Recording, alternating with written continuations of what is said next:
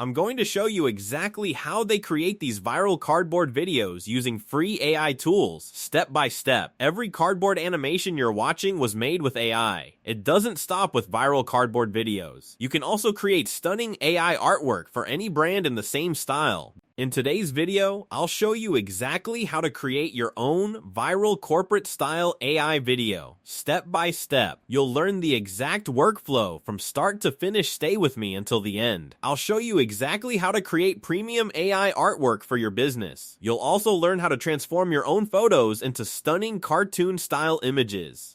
Even your favorite characters can be recreated in the same viral style. Let's start by creating your first viral cardboard style AI video. This process is much easier than most people think. Creating these videos is incredibly simple. You don't need any chatbot or complicated setup. Just head over to Google Flow and open a new project. Click the plus button, then upload the image you want to turn into a cardboard style video. A single photo is all you need to get started. This is where most people get it wrong. The quality of your uploaded image matters. Choose a clear, high quality photo for the best results. We have a master prompt. You will find it in the video descriptions. Here, select the video option first.